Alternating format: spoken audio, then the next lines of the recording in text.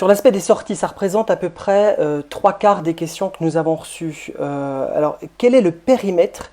Quelle est la distance de son domicile? Durant combien de temps? Par exemple, nous avons Vanessa de Courcelles-lès-Montbéliard qui a 42 ans qui nous dit combien de temps est-il possible de sortir? Alors, est-ce que je peux faire mes courses, aller à la pharmacie, éventuellement aller voir mon médecin dans un même déplacement? L'esprit global, vous voyez bien, c'est de limiter au maximum les interactions sociales. C'est ça le principe général. Donc, tout ce qui va dans ce sens est mieux que le contraire. Et donc, effectivement, les déplacements, ce sont des déplacements de proximité, de courte durée. Et Vanessa, en l'occurrence, ben, si elle peut faire en 1 heure, c'est bien. Si elle peut faire en 3 quarts d'heure, c'est encore mieux. On limite. Manon Debeure, qui estime que la notion de proximité de domicile est assez vague. Est-ce qu'elle peut prendre sa voiture pour aller courir en forêt plutôt qu'en ville? Thibault lui nous dit qu'il veut pratiquer une activité sportive. Il habite dans une zone densément peuplée, hein, et il dit qu'il veut prendre sa voiture pour aller courir en forêt plutôt que de courir dans son quartier où il y a beaucoup de monde. Est-ce que c'est possible ou pas? Non. L'enjeu, c'est vraiment donc de rester dans l'esprit du confinement. Et donc, on peut bien sûr se dégourdir les jambes, mais dans une proximité. Et la proximité, c'est autour de son habitation. C'est un rayon de 1 à 2 kilomètres.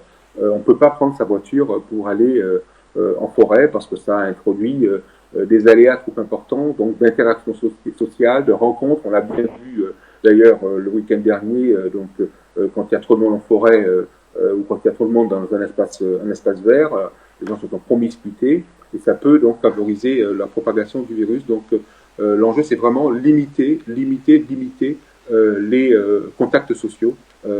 C'est un peu c'est pour ça que c'est inédit, parce que c'est vraiment contraire à notre mode de vie. Et nous en avons conscience tous ensemble, mais c'est un acte de responsabilité face à cette guerre contre le virus Covid-19. Donc il faut le faire.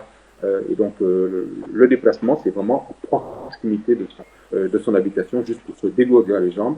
Et on ne peut pas, dans le temps qui nous est demandé de nous confiner, on ne peut pas se dire qu'on va préparer telle ou telle compétition à vélo ou à pied. On est vraiment dans un maintien en forme minimal et tout de suite donc le confinement pour limiter les interactions sociales. Est-ce que je peux me promener près de chez moi, de me balader en famille, avec mes deux enfants par exemple et mon épouse? Mais la recommandation, ce serait plutôt que vous puissiez vous promener seul. Le principe, ce serait plutôt cela. Évidemment, les enfants en bas âge, il faut qu'ils soient accompagnés d'un adulte. La bonne solution, ce serait que le partage soit fait pour qu'il y ait un adulte avec les enfants pour pouvoir faire ce moment de détente, mais qui ne doit pas durer longtemps. Pour l'activité physique, on a beaucoup parlé de footing, faire du footing un petit peu autour de chez soi, seul, on a bien compris. Quid, vous l'avez plus ou moins indiqué tout à l'heure, mais quid du VTT ou du vélo? Ben, le vélo, c'est pareil, le même principe, c'est autour de chez soi. Donc c'est 1 kilomètre, 2 kilomètres autour de chez soi. Le principe de faire du vélo de longue distance n'est pas compatible avec le risque qu'on peut prendre d'être dans une logique d'interaction sociale. C'est vraiment l'esprit du confinement qui doit être respecté. Le vélo, c'est juste pour se dégourdir les jambes, encore une fois. Donc c'est 1 à 2 kilomètres autour de chez soi. Parfait. Annie, 53 ans de Montbéliard, est positive, a été détectée positive au coronavirus. Elle demande si elle peut se promener avec son mari autour de chez elle ou si elle doit vraiment rester confinée à domicile. Alors le principe, c'est qu'elle reste confinée à domicile. Oui. Et si elle sort pour se dégourdir les jambes, c'est très peu et toute seule. Et si elle est malade, avec un masque, bien sûr, que lui aura fourni son médecin. Annie, je lui souhaite un prompt rétablissement.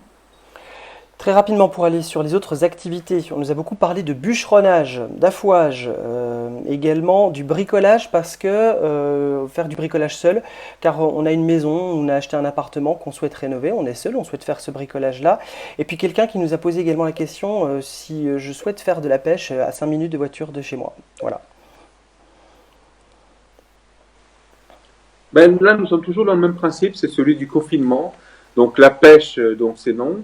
Le bricolage loin de chez soi, c'est non aussi, puisque c'est pas compatible avec le principe du confinement, le principe de la limitation de déplacement. Donc il faut rester chez soi. Voilà. Donc, vous m'avez posé une autre question. Le bûcheronnage? Ah oui. Alors, c'est le bon sens. Vous avez le droit de vous déplacer donc pour bien sûr avoir des biens de première nécessité. Et donc, s'il vous manque du bois pour le chauffage de la maison, nous sommes bien dans un bien de première nécessité, il faut absolument que vous puissiez chauffer votre maison. Il vous manque du bois pour le chauffage de la maison. La froige est bien ancrée dans la culture comtoise. C'est évidemment possible d'aller faire son achat à froige pour la nécessité du bois pour le chauffage. S'il s'agit d'aller aider un copain ou pour pouvoir se détendre, c'est non. C'est toujours le même principe.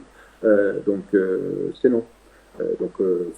La présence en forêt ne peut être que pour un bien de première nécessité qui soit le bois, parce qu'il manque le chauffage. Il y a encore effectivement besoin le soir de chauffer, ce serait dans ce cadre-là.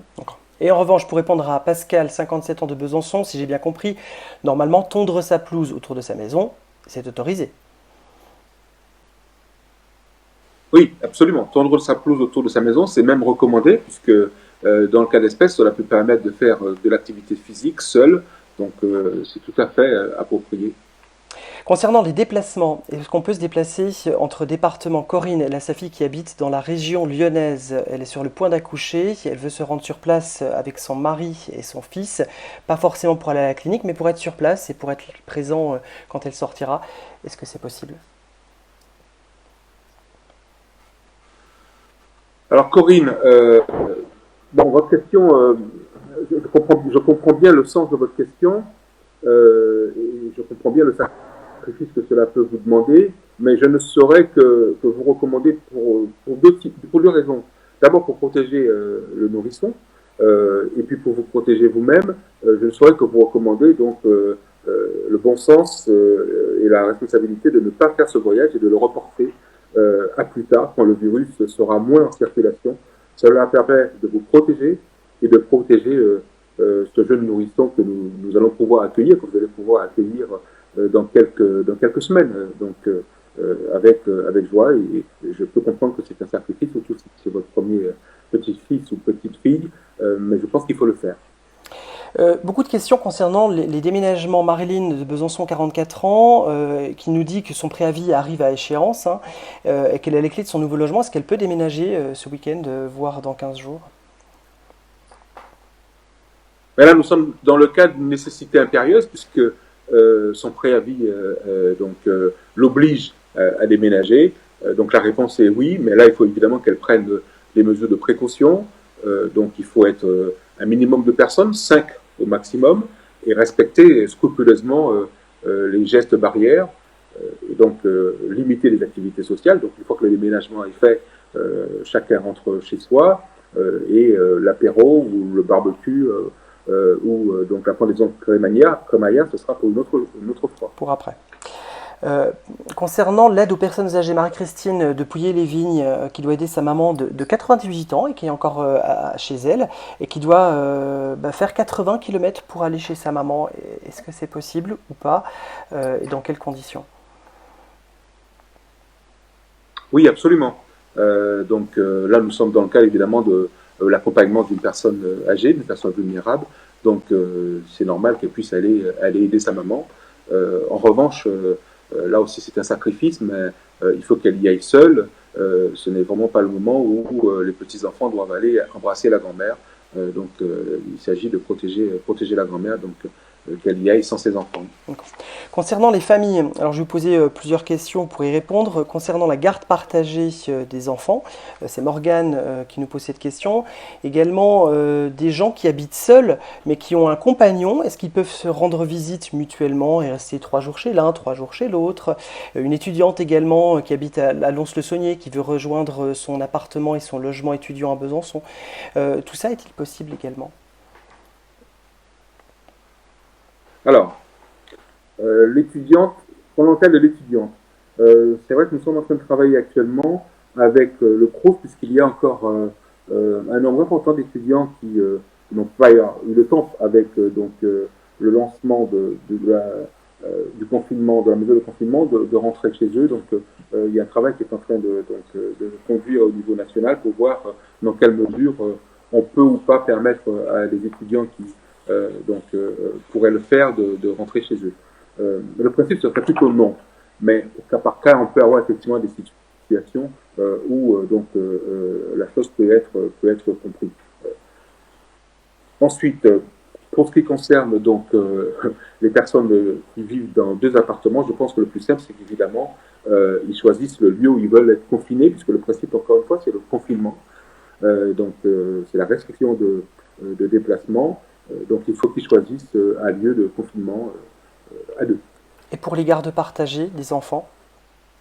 Pour les gardes partagés, c'est tout à fait dans le cadre de ce qui est possible, parce qu'évidemment, il faut absolument respecter les décisions de justice. Et donc là, c'est une mesure impérieuse. Et donc pour les gardes partagés, c'est possible. Simplement, vous vous munissez de votre attestation, et c'est la quatrième case que vous cochez dans l'attestation.